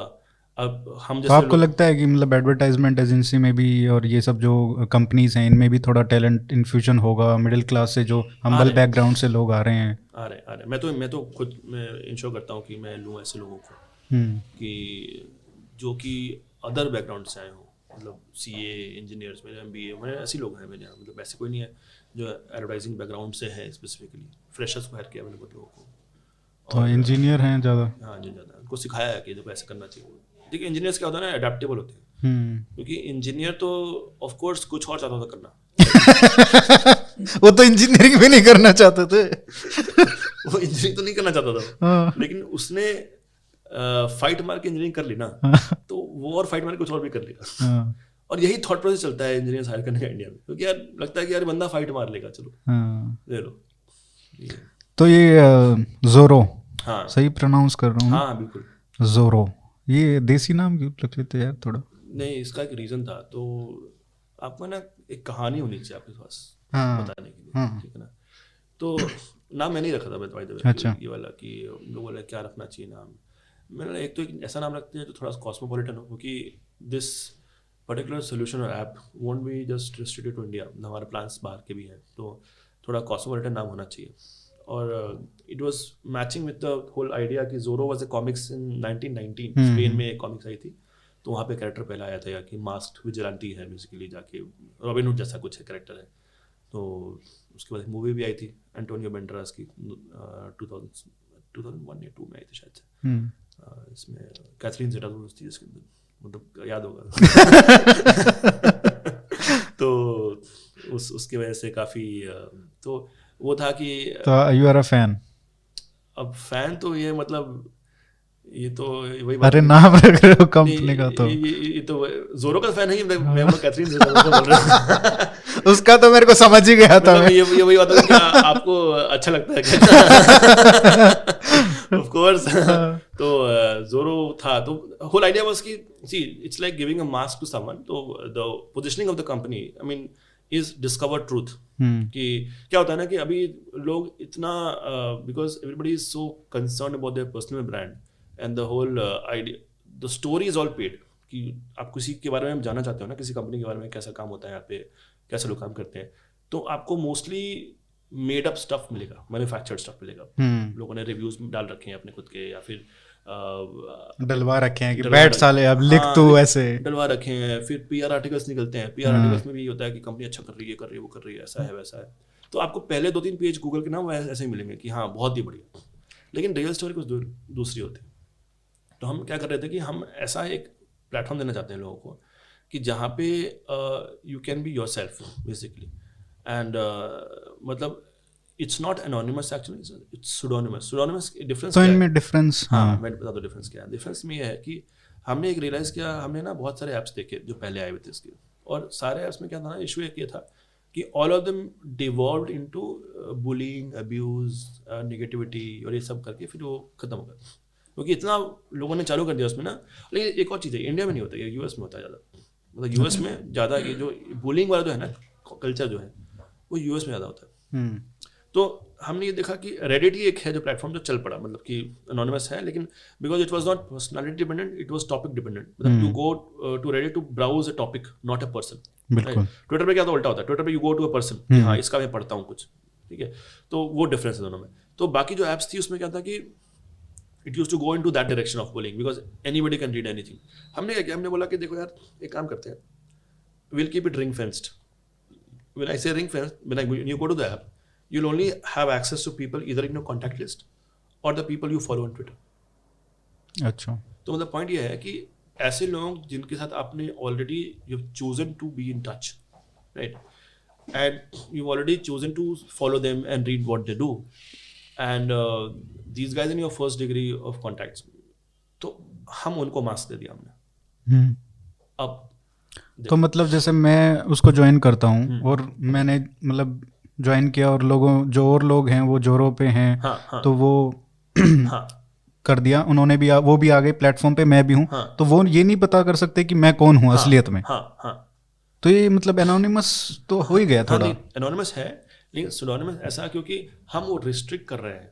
अच्छा, मतलब एक पॉइंट के बाद ये सर्कल होने के बाद अगर मेरे को कोई ट्विटर पे फॉलो करेगा वही मेरे को उस पे दिखेगा. हाँ, मतलब वही पॉइंट ये है कि आप किसी को फॉलो कर रहे हो ना, मतलब कि आपका चॉइस मैटर करता है. आपने किसी और मीडियम में किसी से एसोसिएशन बनाने का डिसाइड किया, आपने उसका कॉन्टैक्ट सेव किया या आपने उसको ट्विटर पे फॉलो किया, आपको वही लोग दिखेंगे. तो आप मतलब जोरो पे अलग से फॉलो नहीं कर सकते सर्च करके? आप कर सकते हो, लेकिन वो आपकी चॉइस होगी. That will be your choice. हाँ, मतलब इट्स लाइक आपको मैंने एक ऑटो कंस्ट्रक्टेड एक फीड दे दिया which is consisting of people you know in real life, मतलब you follow in real elsewhere. ठीक है, इसके बाद जिसको आपको ऐड करना है इंक्रीमेंटली आप उसको ऐड कर सकते हो. लेकिन उसमें तो फिर वही चैलेंज रहेगा कि भाई कोई भी गाली दे देगा, कोई भी कुछ भी पोस्ट कर देगा. तो पॉइंट है ना कि देखो इस स्फीयर में कि मेरा ये एजम्पशन है कि आप जिससे दोस्ती करते हो या आप जिसको फॉलो करते हो वो इतना बुरा तो नहीं होगा कि वो लगातार गालियां देगा या इतना अब्यूजिव हो जाएगा कि मतलब it makes your experience bad. मतलब अपने लोगों से नहीं, जैसे अपने कांटेक्ट से नहीं, मैं कह रहा हूँ कोई नया ऐड करते हैं, जैसे जोरो पे आ गए, फिर कोई नया दिखा कि हाँ ये अच्छा है या ये खराब है, उसको फॉलो करना शुरू किया, फिर उसको पेल रहे हैं वहाँ पे कि ये तुम मेरे से अलग, ये फाइट वही वाली फाइट. हाँ, कि आप किसी को ऐड कर लिया आपने प्लेटफॉर्म पे और उसके आपने पहले तो आप जाओगे उसको देखोगे इसने क्या क्या लिखा है. ये ट्विटर जैसा प्लेटफॉर्म बिल्कुल, लुक एंड फील ट्विटर जैसा ही है. ठीक है. तो आप उसके प्लेटफॉर्म पे गए, आप उसके प्रोफाइल पे गए, आपने देखा क्या क्या लिखा उसने, आपने कहा कि नहीं ये बंदा कुछ इंटरेस्टिंग लग रहा है, ये बंदा लग रहा है कि यार किसी बॉलीवुड का इनसाइडर है, चलो फॉलो करते हैं, देखते हैं क्या लिखता है. और उसकी भी फॉलोअरशिप है वहाँ पे, सब कुछ बढ़ रही है, जो दिख रहा है, उसको आप लाए. यहाँ गया, फिर आपने देखा कि यार लिख रहा है, चलो इसने गालियाँ देना चालू कर दिया, तो क्या लिख रहा है, तो आप उसको अनफॉलो कर सकते हो. लेकिन आपने चॉइस से लाए हो उसको यहाँ पे, है ना. तो आपका जो वर्ल्ड है जोरो का, उसमें एक तो पहले तो लोग थे जो आप जानते हो जिनको, ठीक है, और ऐसे लोग भी हैं जिनको आपने खुद ने ऐड किया. सपोज कल को सुबह उठे आप, है ना, आपको एक नोटिफिकेशन आया कि someone in your network posted something anonymously about the Paytm IPO, ठीक है, या फिर न्यू रिलीज कुछ निकली, बॉलीवुड रिलीज हुई, तो आपको लगेगा कि यार ये बंदा तो जान बचाने वाला मेरा बंदा है, कोई जानता हूँ इसको मैं, इसने क्या लिखा देखते हैं. तो आपका जो न्यूज़ डिस्कवरी साइकिल होगा ना, पहले होगा कि आप न्यूज़ पढ़ोगे कहीं, ठीक है, यहाँ ये सब चीज़ें हुई दुनिया में. ये तो लग रहा है कि ट्विटर और फेसबुक कंबाइन कर दिया थोड़ा. तो ट्विटर पे आप आओगे देखने के लिए ओपिनियन क्या लोग बोल रहे हैं, और यहाँ पे है कि आप देखना चाह रहे हो कि बिहाइंड द सीन्स क्या चल रहा है. इसमें ट्विटर से एक डिफरेंस ये है, मैं बताऊँ क्या है, कि ट्विटर पे क्या होता है, ट्विटर का एक ग्लोबल कॉन्टेक्स्ट है. ट्विटर आप जाओगे ना तो आप यूजुअली क्या होता है कि मेरे फ्रेंड ग्रुप में मैं ही हूँगा जो एक्टिव ट्विटर पे, बाकी लोग बोलते हैं हाँ यार देखा तो है, हाँ ट्विटर ठीक है, मैं कभी कभी देख लेता हूँ, है ना. एग्जैक्टली. यहाँ पे क्या है ना, it has a local context as well. हमने कॉलेज में टेस्ट किया, हमने IIT खड़गपुर और बिट्स प्लानिंग वगैरह में टेस्ट किया, तो हमें मालूम पड़ा कि लोगों को नहीं चाहिए वहाँ पे कुणाल शाह या फिर कोई विजय शेखर शर्मा या कोई भी बड़े बड़े लोग जो क्या बात कर रहे हैं, वो आपस में खुश है. अच्छा, वो बातें कर रहे हैं फैकल्टी की, क्योंकि सब एनोनिमस है, एक ग्रुप में है, ठीक है, एंड बिकॉज सबके नंबर्स एक दूसरे के पास हैं, ठीक है, तो कॉन्टैक्ट लिस्ट से एक नेटवर्क बन गया वहाँ पे.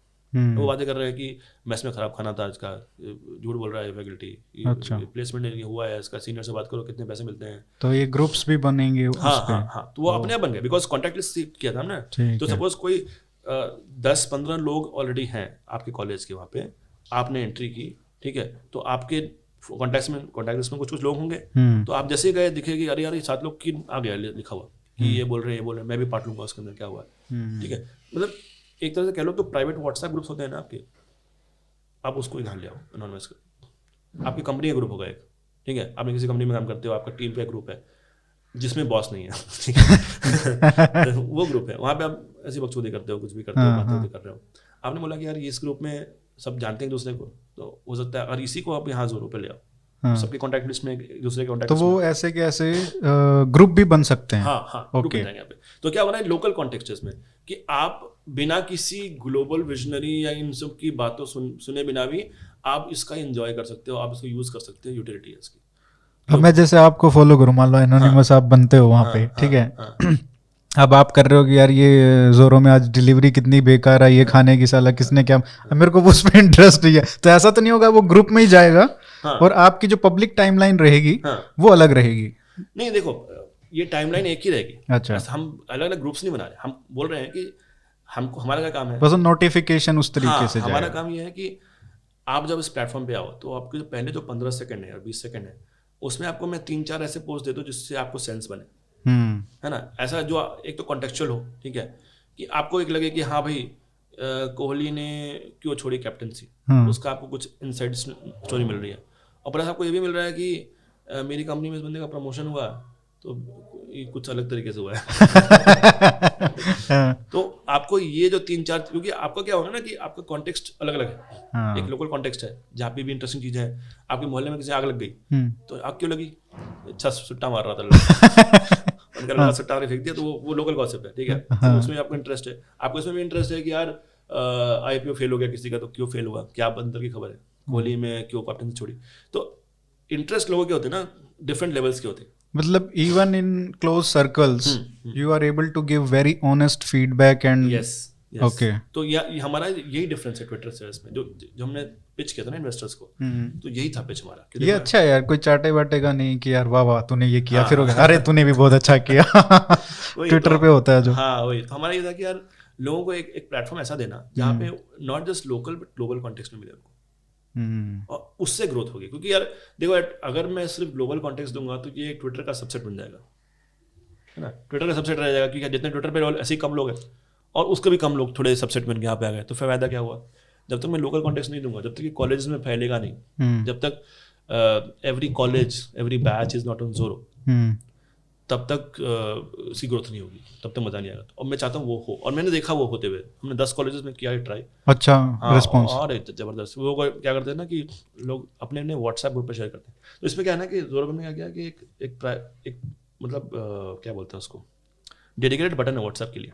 अच्छा, कि आप उस पोस्ट को तुरंत व्हाट्सएप पे शेयर करो। वो क्या होता है, मुझे पता है, हमें पता है कि इसका तो ग्रोथ होगा ना वो व्हाट्सएप के थ्रू होगा। क्योंकि देखो क्या होता है ना कि कोई भी चीज़ ऐसी होती है जो थोड़ी अनवेरीफाइड होगी, ठीक है, रूमर ही कोई है, तो आप अपने प्रोफाइल पे नहीं डालोगे, ट्विटर पे नहीं डालोगे, आप अपने लिंक्डइन पे नहीं डालोगे, आप उसको व्हाट्सएप पे डालोगे। ये सच बात है क्या, ऐसे बोल रहे हैं कोई गॉसिप भी कर रहे हो, मतलब you could be a public figure in real life, may be on Twitter may be, right, but you won't gossip about stuff, you'll do that in a WhatsApp group।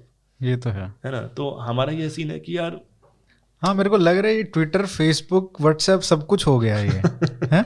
हाँ तो मतलब सब कुछ वहीं होगा, लेकिन anonymous है। अब anonymity क्या होता है ना, anonymity is something which is inherently interesting। Why?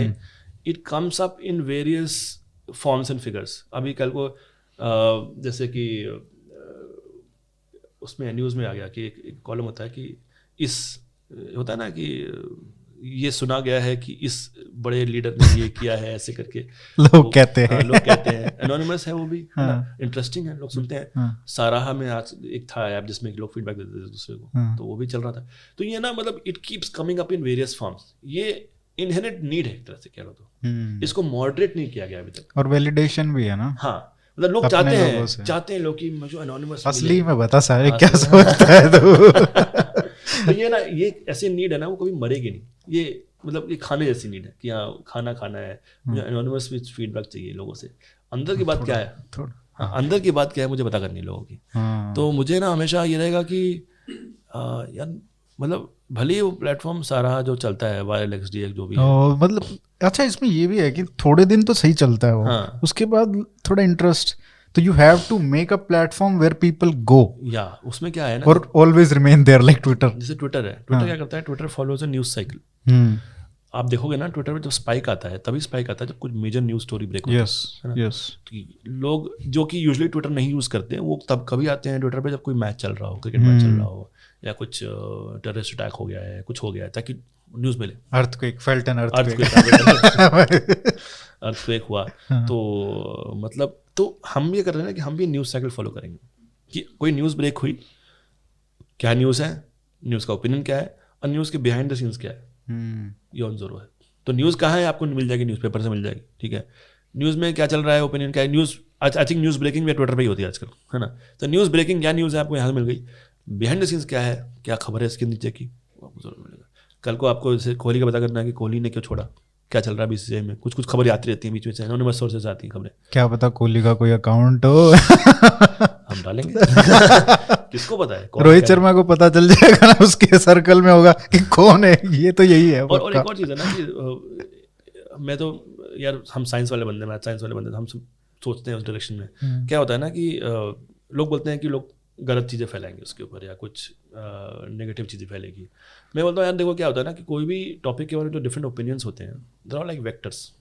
इसका एक होता है मैग्नीट्यूड, एक डायरेक्शन होता है, लेकिन अगर आपके पास सफिशिएंट नंबर ऑफ ओपिनियंस हो जाते हैं ना, there will be a resultant vector which will be point in the right direction. Example है IMDb या फिर Amazon रिव्यूज़ देख लो, ठीक है। उस पर भतेरे रिव्यूज़ आते हैं, बहुत लोग सीट भी कराते हैं, कुछ भी कराते हैं, थोड़े बहुत एक्सेप्शन होंगे, सिर्फ गुंडा है। लेकिन मोर और लेस आपको एक राइट डायरेक्शन में पॉइंट करेगा। उसमें तो किसी को इंसेंटिव नहीं मिल रहा, anybody can write anything, but लेकिन और एनोनिमस भी है सारे उसमें, ऐसा कोई नाम नहीं डाल रहा अपने वहाँ पे, लेकिन कुल मिला के एक रिजल्टेंट वेक्टर जो है वो सही डायरेक्शन में पॉइंट करता है। तो ये कॉन्सेप्ट है। तो इसमें सबसे बड़ा जो ट्विटर के खिलाफ या फेसबुक के खिलाफ जो है कि भाई मिसयूज़ बहुत होता है। एक तो मिसयूज़ ये है कि इसमें कंटेंट ऐसा है, हेट स्पीच है या किसी को टारगेटेड हरासमेंट है, सेक्सुअल हरासमेंट है या पोर्न है, वो सब मटेरियल है जो ट्विटर पे बहुत है, कभी भी डिलीट नहीं होता है। एक ये है कि उनका फोकस ये है कि पॉलिटिकल जो क्या कह सकते हैं उसको, हेरेटिक्स हैं, इन द सेंस कि जो उनकी जो कंसेंसस है उससे थोड़ा बाहर जाते हैं। US में राइट विंग को टारगेट किया जाता है, तो उस तरीके के, या अभी वैक्सीन्स में देखो, पहले कोविड ओरिजिन्स पे जो बोलता था कि ये लैब से लीक हुआ है उसको करते थे, तो एक सर्टेन पॉलिटिकल आइडियोलॉजी को भी टारगेट किया जाता है। तो उसमें क्या हो गया है ना कि 2016 के बाद ये शुरू हुआ, क्योंकि इनके आरोप लगे कि भाई तुमने तो ट्रंप को जितवा दिया, फिर डेमोक्रेट्स वाले पीछे पड़ गए, अब रिपब्लिकन वाले पीछे पड़ गए, तो ये सब चलता रहेगा। और अब एक रेगुलेशन की डिमांड आ गई है कि यार इसको कैसे, इनका भी सरदर्द है कि यार हम किसको करें, क्योंकि पुलिस, वहाँ तो कोई पॉलिसी है नहीं, गवर्नमेंट कोई कर नहीं सकती है, तो खुद की पॉलिसी है। लेकिन यहाँ पे इंडिया में हो सकता है कि इंडिया ने, गवर्नमेंट ने पॉलिसी बना दी कि ये ऐसे है और ये होना चाहिए, आप ये इस तरीके का कंटेंट आप नहीं कर सकते। लेकिन आपके पास भी हेडेक है कि यार किस तरीके के कंटेंट को रिमूव करेंगे हम। हाँ बिल्कुल सही बात। तो उसके लिए तो एक बहुत बड़ी वर्कफोर्स मेरे को लगता है कि चाहिए। देखो क्या होता है ना कि the first thing that came up when we presented to investors was moderation. Content कैसे मॉडरेट करोगे, है ना, सबसे बड़ा चैलेंज यही है। अनोनिमिटी लाना और मज़े करना और एकदम से ग्रोथ होना बड़ा आसान है। जैसे आप फेसबुक के कन्फेशन ग्रुप्स भी थे, तब आए थे, तुम क्या चले थे सब, सारे कॉलेज वाले सारे, हाँ ये कुछ भी लिखे जा रहे, लेकिन मॉडरेशन वाज डिफिकल्ट। लड़के लिख रहे थे कि हाँ मैंने तेरे को उधर देखा लड़की के नाम से कि बहुत अच्छा लग रहा था, खुश लगी, और बोला भाई मेरी गर्लफ्रेंड बन गई, बोला वही मैं ही हूँ।